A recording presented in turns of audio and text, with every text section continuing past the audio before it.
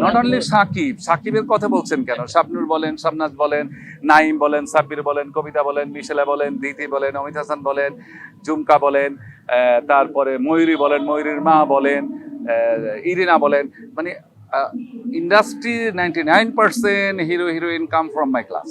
তো শুধু সাকিবের কথা উঠে কেন? Shakib is my brother, not Shakib. Shakib হলো আমার কাছে Masud Rana, he is my small brother, he is my younger brother. আমার হাত ধরে বলেন কেন? আমার হাত ধরে আসবেন কেন? তার কর্ম ছিল সে নাচে ভালো, দেখতে সুদর্শন, সে নাচে ভালো, ফাইট করে ভালো, অভিনয় করে ভালো, জিম করতো, দেখতে সুদর্শন। সে, আমি বলেছিলাম যেদিন মেয়েরা তোর ক্রাশ হবে, মেয়েরা তোর জন্য হাই হুতাশ করবে, সেদিনই তুই সুপারস্টার হবি। হয়েছে, হয়েছে। অনেকে কে কি বললো না বললো, ফরগেট ইট। আমি মনে করি, আমার বাবা বলতেন, পাছে লোকে কিছু বলে, আমি ওগুলো কেয়ারই করি না, কে কি বললো না বললো। আশ্চর্য ব্যাপার, কেন কথা হবে না, কেন ফোন হবে না? এ তো কালকেও কথা হয়েছে, কালকে অনেকক্ষণ কথা হয়েছে। এই ইন্টারভিউ দেখে ওই কল করছে যে ভাই আপনি কেমন আছেন? ভাই বলে ভালো আছি। তুই কি ফোনটা করলি কি আমার ইন্টারভিউটা দেখে, যে ভাই আমার সম্বন্ধে এরকম বলে? তো তোমার সম্বন্ধে তো সারা জীবনই বলে আসছি ভাই। তুমি বড় হওয়ার জন্য, তুমি সুপারস্টার হওয়ার জন্য এই পৃথিবীতে যা কিছু করার দরকার সবই তো করেছি। কেউ স্বীকার করুক আর না করুক, আমি আর তুমি তো জানো। আচ্ছা, কে লোক বলেছে? ওই লোকটি কেন বললো? ওই লোকটি তো মিথ্যাবাদী। ওই লোকটি হলো চরম মিথ্যাবাদী এবং এই জগতের সর্বশ্রেষ্ঠ খারাপ লোক। আমার ভাই আমাকে মেডিকেলে নেওয়ার আগেই টেলিফোন করেছে এবং ডাক্তারের সাথে কথা বলেছে এবং ডাক্তারকে বলছে যে 10 লক্ষ টাকা যদি লাগে আমি পাঠাই দেবো। তারপরে তখন স্টিল নাও ক্যালকাটা, ইন্ডিয়াতে, সে ওখান থেকে টেলিফোন করেছে এবং এখনো টেলিফোন করে জানি যে ভাই আপনার শরীরটা কেমন আছে, আপনি ভালো আছেন নি, সুস্থ আছেন নি।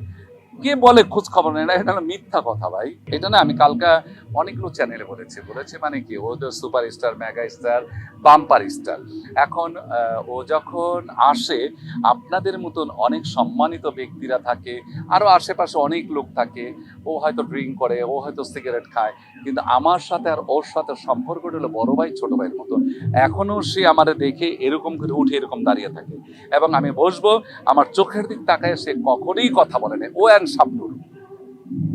শাবনূর যদি 10 মাইল দূরে দেখে আমারে, এখনো দাঁড়িয়ে থাকে।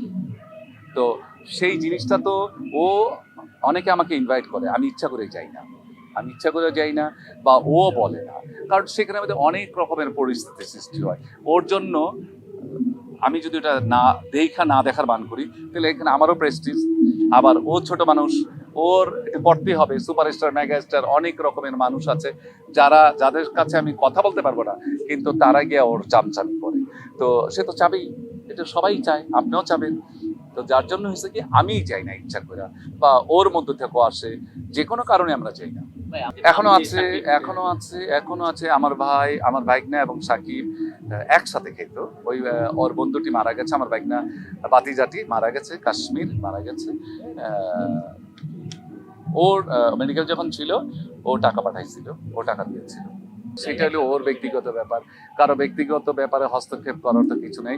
আপনারা তাহলে বৃদ্ধাশ্রমে যান না কেন? বৃদ্ধাশ্রমে গেলে মা বাবারা দেখেন, একটা আর্মি বলেছেন, মানে রিটায়ারমেন্ট আর্মি বলেছেন, আমি মারা যাওয়ার পরে যেন আমার সন্তানরা আমাকে টাচ করতে না পারে এবং ওদেরকে আমার আসতে দিবেন না, কারণ তার কত কষ্টের বেদনা।